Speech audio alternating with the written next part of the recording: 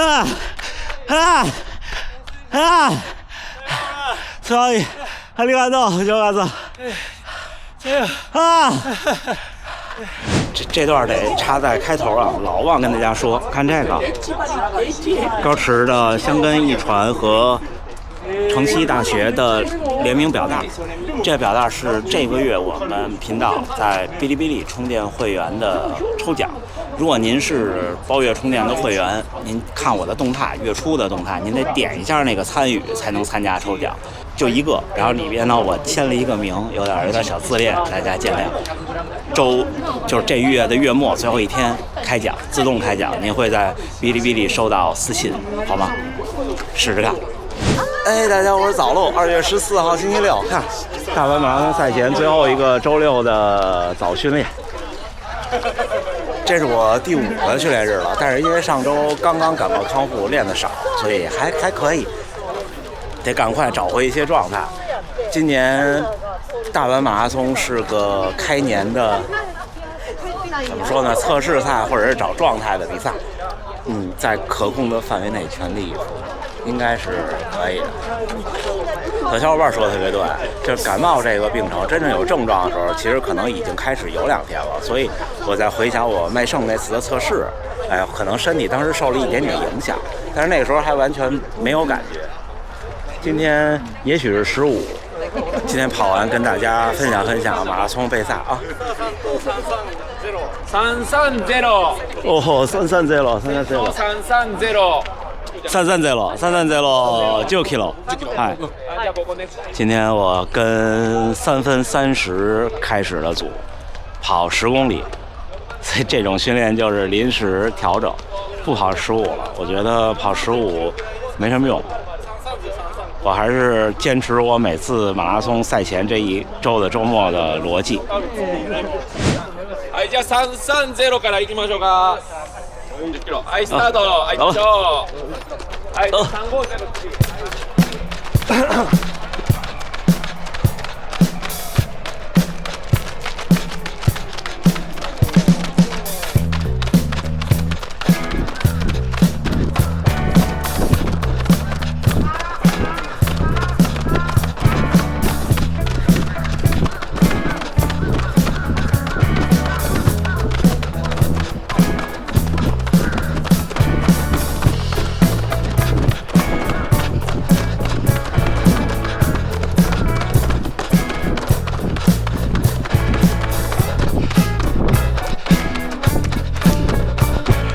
3分29，はい。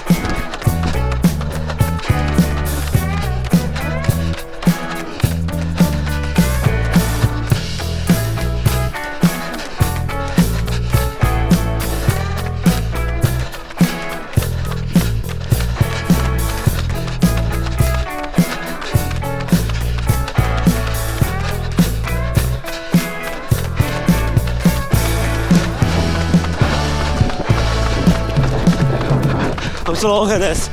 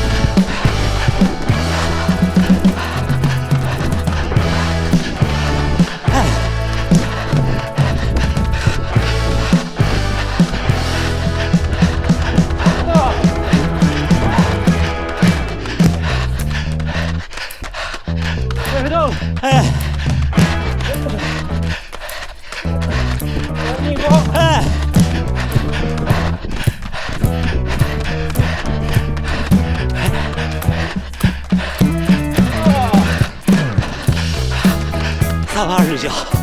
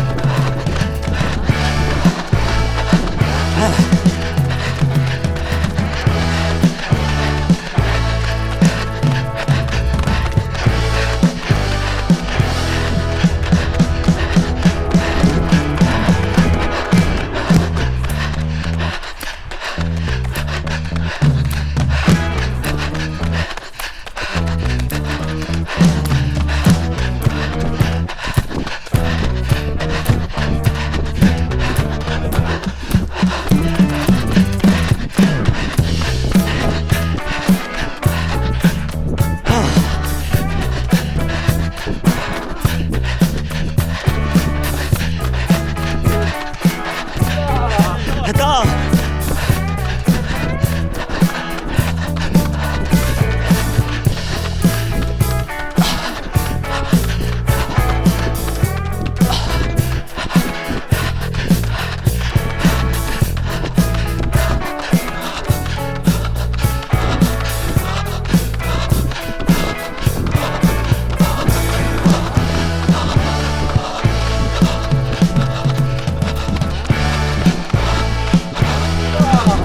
到。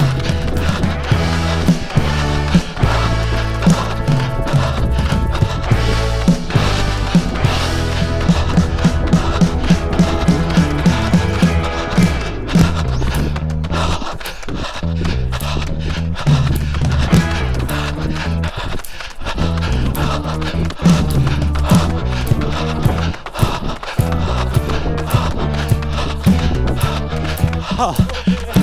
还要到。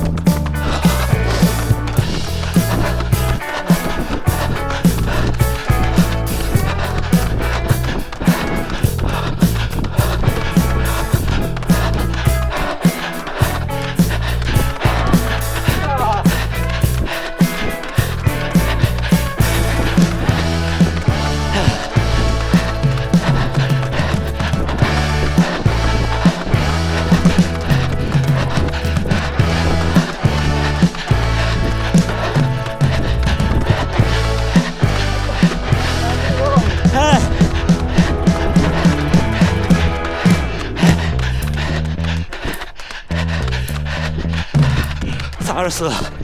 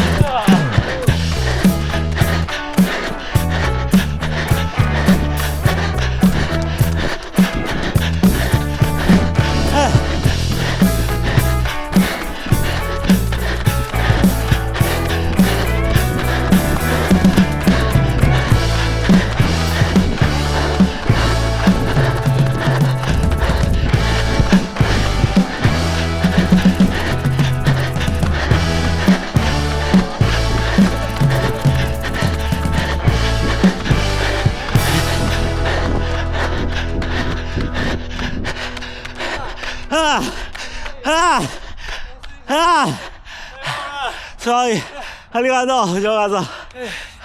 加油！啊！3:23最后1公里。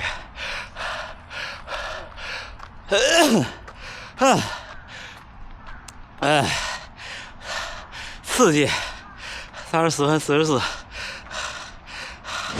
哎呀，伙伴们，啊，累死我了！我今天没有空腹晨跑，吃了一片白吐司，一杯黑咖啡。4点20起的床，看他们还在。来自哦，小一。哎呀，这啥？来自。我今天不慢跑了，一会儿就回家，这几公里就冷身了。今天想跟大家分享赛前这一周，我连续几年，差不多3年吧，3年就比较认真的在做一件事儿，就是赛前这一周的周末一个10公里。我印象中，我把数据找出来贴在屏幕上，把最近这几次的，第一次是神户马拉松，还是大阪马拉松忘了，反正不是神户就是大阪有一次。然后第2次我记得特清楚的是神户马拉松，2024年的神户马拉松，就是我那天特别热上大桥那次。那次当时跟大家分享的是精神状态非常不好，特紧张焦虑。那天是一个空腹10公里。然后去年的大阪马拉松跑没跑我不记得了，就是赛前我找一找都放上来。反正我稍微要认真一点的比赛，赛前会这样刺激一下速度感啊。我觉得我的感冒应该已经是完全康复了。今天咽喉的分泌物也基本上没有了，就完全没有，不流鼻涕，应该是完全恢复了，已经一周了，轻微的。所以今天来这个训练，它其实不是说能让你的水平，就是你的能力有提高，而是马拉松是个系统工程，由越对普通人，就我们这种业余爱好者，心理层面的因素就越大。这个怎么说呢？就跟比方说你去跑一个100米，或者你跑一个200米，甚至是我跑场地的5000，我都觉得心理因素不大，因为太快了。身体因素大，你就是在冲击和保持自己那极限。而你让我跑一场地的1万25圈，或者你让我跑一个半马，心理因素就占一定比例了，差不多20，因为还是太快了，来不及想。场地赛的10公里就10000米，要心理因素要多一些，因为那25圈太折磨人了。我到现在有时候脑子里会突然想起家属那解说，说还有20圈，他当时整个人都不好了。之后就是全马，因为距离长不是极限速度。第一就是你脑子里会想东西，第二就是因为太长了，你赛前也会想东西。你整个这一场，你的心态会对你的成绩有影响。这个不是违心的，大概我觉得到全马来说，普通人可能30%到40%心理的影响。所以这一场10公里就是你突破自己心理的一个关卡。我们先看看数据啊。10.01公里，34分45秒，3分28平均配速，运动表现出色，119%，训练负荷中等，训练重点阈值，有氧效果2.9，无氧效果3.3，我无氧效果居然是提高，最快1公里3分23，平均3分28，平均心率181，这就半空腹的晨跑，没有各种准备的情况下这样，因为就是你早上起来的时候，为什么心率高呢？不是因为你的心肺累，是因为你的肌肉和就整个这一身零件没醒过来，你的状态不好。那你想维持同样的速度的时候，你的负荷就大，负荷一大呢，你需要的就是你的能量消耗，就是这叫什么推进比就低。这样的话呢，你的心肺呢就比平常压力大。就比方说，我现在跑这10公里，我心肺的压力可能和我认真准备后跑，比方跑3分26左右的10公里差不多，或者3分25，这意思。而你真的准备充分的时候，你不一定能跑到3分26，因为那个时候心肺就不是短板了。你们看我的比赛，我所有的比赛几乎心肺都不是最短的那块板，而是腿。所以我才是2次测试下上氧量，我能提升了1，因为从物理上来说很难了，就是你的腿，绝大多数人还是腿是自己的短板，练到马拉松的时候很少有人在马拉松，尤其是全马赛场上说最后因为喘的不行了，我必须得停下来，而是你腿没劲儿了，大多数是这样。平均心率181，最大冲到了188。心率还有一个有意思，我们那有2个上坡，那上坡大概有我看看啊多少的爬升，大概有17米左右的爬升，大概就那一个短坡，200-300米吧。到，大概是这样。上那个坡心率大概能提高3到5下，然后你想再降下来就得且缓了。就是那是一个比较大的挑战，然后回来的时候，就最后2.5公里的时候，开始的时候我弄相机，然后呢，这相机我现在双机是夜景模式高Ultra，这高速跑中这样双机是有难度的。第一下没记上，我又不知道记没记上，因为我当时又有那个额外的影响，因为跑太快了，我没听见相机的响。我摘下了帽子看，然后昨天我把头给刮了，剃光了，您看，哎，怎么样？头剃光以后呢，有一个问题，就是这帽子摩擦力特别大，您看上戴多费劲，然后高速下戴帽子，弄完以后，当时心率就188了。我一看表，就觉得一下就喘不上来了，就兜不住了。所以可能要高1吧，累计爬升34。您看这个图上，能看到图的2个爬升，就是那2个坡。平均步频209，你看我进步了，对不对？以前我跑这个配速至少213了，我发现我看我那个麦胜那个测试，我发现就是有些进步，但是在跑步机上步频会适当的还会下降一些，因为跑步机上你有足够的时间悠起来，马路上就是你如果没有那个力量悠不了那么高，我也不知道为什么。步幅1.38米，垂直振幅比4.6，垂直振幅6.4厘米，触地时间164毫秒，卡路里571。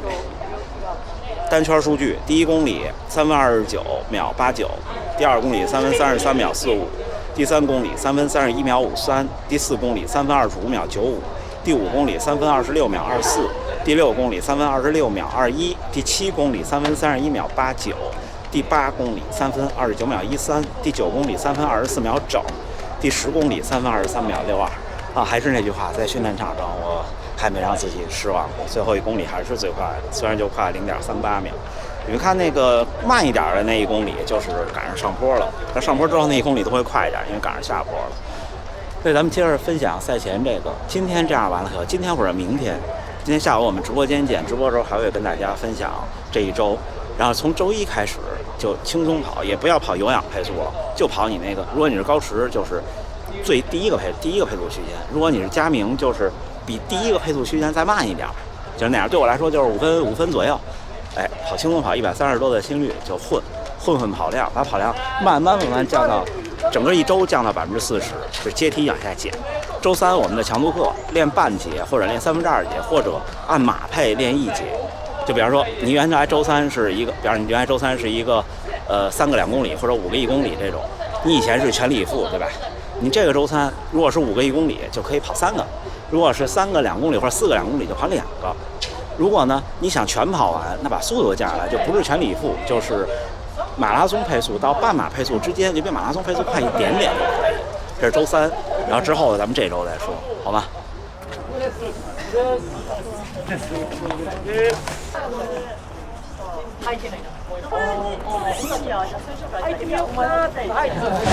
小伙伴们，2月14号星期六，大阪马拉松赛前最后一个周末了，也是春节之前最后一个周末了，除夕之前。今天情人节呢，中午跟家属出去吃个饭，去那边本町那边有一个只有周末中午才开的一个小精酿，出去转一转。今天休息了，然后下午我们直播。今天这10公里跑的酣畅淋漓，感谢藤冈先生。刚才我们交流，他这次的大阪马拉松的目标也许是236、237、235，就这范围吧。他现在在特别顶峰的状态下，而且练得特别好，进步巨大，就已经全面超越了我。看看大阪马拉松的时候能不能跟一跟，要是能够遇到的话，就跟去年在玉堂街上遇到田中先生和水泽先生他们那样，今天就跟大家聊这么多，下午我们直播间见，好吗？最后还是祝大家能努力生活，健康平安，咱们下回再见。